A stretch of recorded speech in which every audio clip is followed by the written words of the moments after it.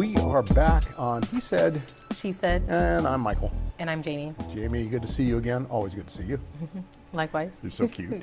And last time we talked, we actually talked about relationships and what made for good foreplay and good lovers and things like that. And we ended on a little comment about Linda Lovelace, the movie. I think she was back in the 70s when she did the movie Deep Throat. She was talking about how she was able to physically pull that off, how she was able to physically swallow a massively large penis all the way down her throat. And so we said we'd come back and talk about some of the foreplay and some of the great techniques that might be out there for learning how to be a better lover or more capable lover.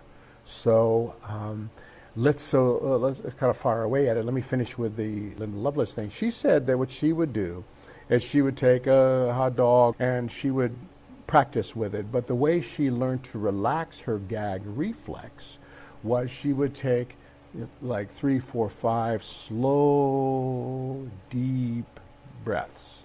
Very slow, very long, very deep breaths, and let them out. And then she would try it with a hot dog, and she didn't gag.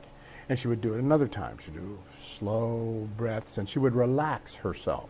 And she would try it again, and it actually worked. I said, really? Seriously? Mm-hmm. I actually tried that. Not that I intend to use it, because I'm 100% straight. But I actually tried it, and it actually does work. And the same thing goes with, you could probably do with your finger. When you stick your finger to the back of your throat, you have that gag reflex. But if you do those 3, 4, 5, let's say 5 slow, long, deep breaths to relax and try it, the gag reflex is almost completely gone. So she taught herself how not to gag. And then it's a breathing technique. You know, you obviously can't breathe when your throat's full. So when your throat's empty, you inhale. When your throat's full, you hold your breath and things like that. So we were talking about X-rated movies and whether or not X-rated movies show you techniques or show you how to do certain things. And they don't. No. They show you people doing it, but they don't show you. They show you anal sex. They show you oral sex. They show you bondage. They show you group sex. They show you all kinds of things, but they don't really talk about how to prepare for it, what you're going to face. Anal sex, a lot of people who've never tried it before are resistant to it because they think, it's exit only. So, and it's there's a part, supposedly, the medical thing about it is a part there that gets kind of seized up without being relaxed, and it's very difficult to penetrate unless you relax, So, and then at that point, everything's, all bets are off, everything's a go. And the same thing with G-spot. Have you ever heard of anybody referring to the, quote, G-spot? Yeah. Okay. Do you know what that is? No. But do you know what people see that is? There is and I found all this out from different relationships that I've had, from women telling me, I prefer a woman tell me what's going on that she likes and doesn't like so that I can learn what's better for her. So there's a button, literally a button, inside the vagina. If you could reach it with your finger, if you have a long enough finger, it's inside and up against, so it's on the back side of the front of the vagina. So if you were standing in front of a person and you poked at the skin above their vaginal opening, that's right there, it's right on the other side, the inside of that.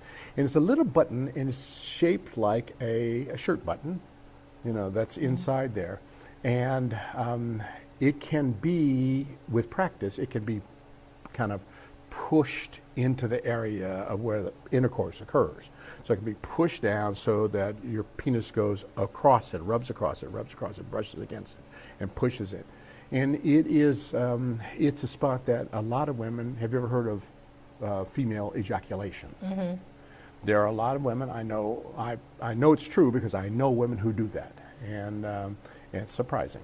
So that is one of the results of hitting that spot, and now I'd love to have a doctor or a gynecologist to come in there and explain what that's all about.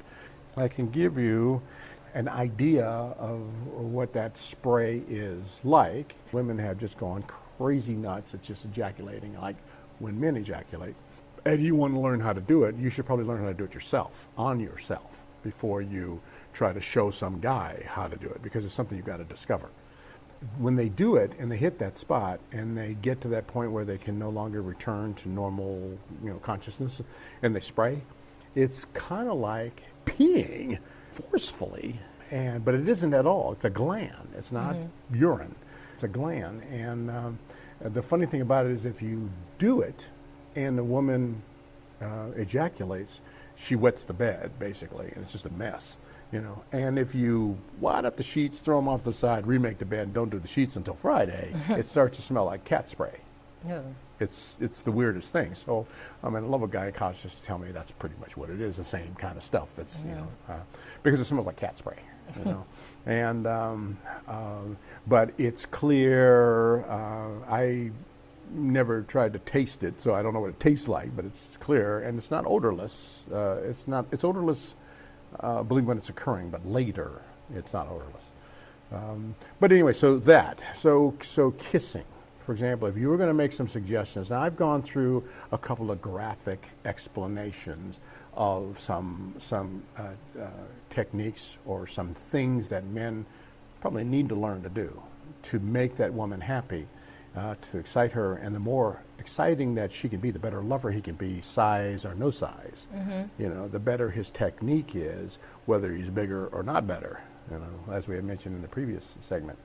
So what do you suggest as a lesson on what men can do with women, that are kind of surefire ways for them to connect physically? I would say definitely, kissing, I think, is a big one, at least for me. I think for most women, yeah. And, actually taking time and,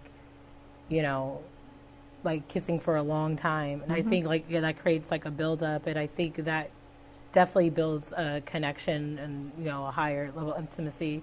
Because I think, you could kiss for a little bit. And sometimes I think they'll do it for, a minute and stop.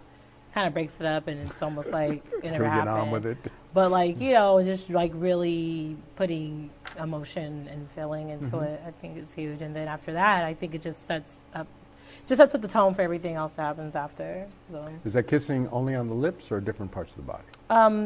I think the lips is probably the most important, but then also other parts of the body too. But I think that on the lips, it's probably more intimate. So. If that's what you're going for, It's not as because sometimes people aren't going for that. It's not as intimate as kissing you on your vagina. Well, yeah, so that's pretty intimate.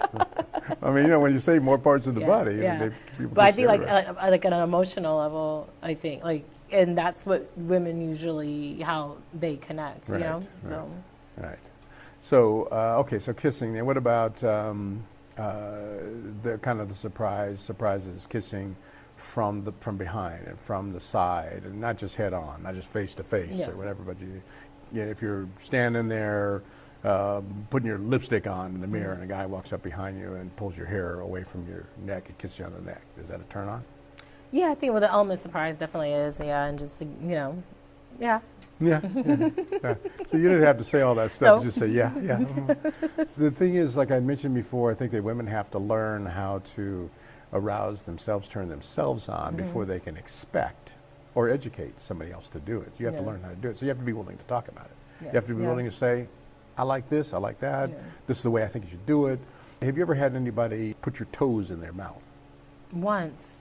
I don't know if I was into it. Yeah, so that's the thing. I'm trying not to judge. Yeah, they asked, has someone did that before? I was like, no, and they did it, and I was like, okay, thanks a lot. it wasn't bad, but it didn't do anything for me. So.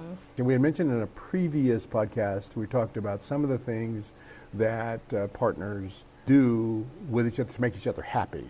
And some of those things that people have done with their partner to make them happy are things they may never have done before with anyone else.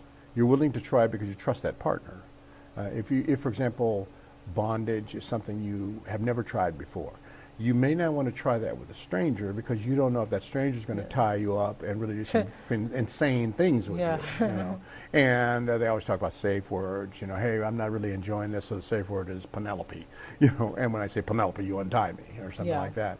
And you both agree to do that. But do you think that women like to be somewhat overpowered, not raped, grabbed by the throat and slammed into a wall or something like that, but overpowered in any way? And I know it doesn't apply to every woman. Whatever you think doesn't apply to every woman. But do you think that generally they enjoy that kind of a sense of fragility?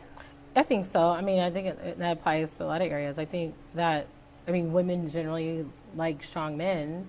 So, of course, you kind of want them to be able to overpower you in a sense. You don't need to kill me. Right. But it's like people will get into choking or other things, just a little bit, not too crazy, not abuse. Yeah.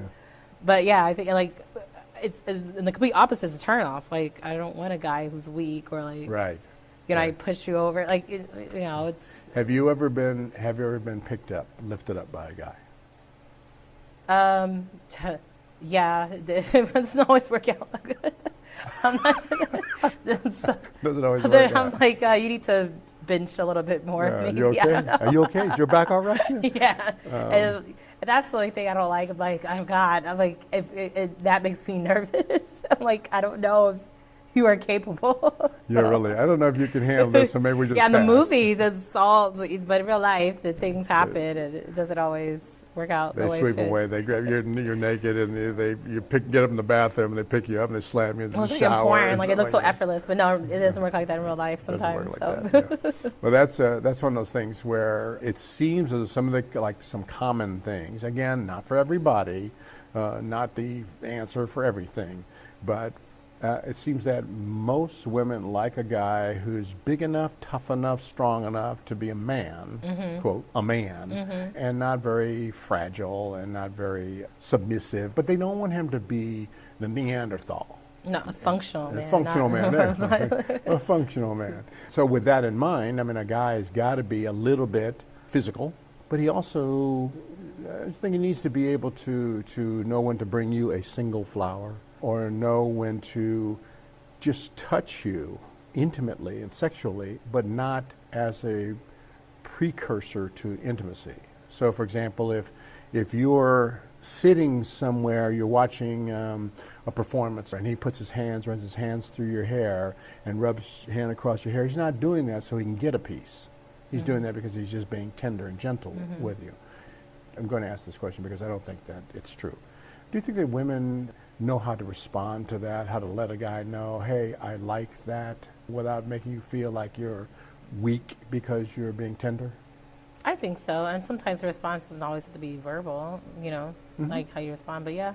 Sometimes it's just the eyes closed, the head goes back, or the arch, or a moan, or something like that. Yeah. All right. Well, I want to get away from the idea of physical intimacy for the moment, just to cool down because it heats me up.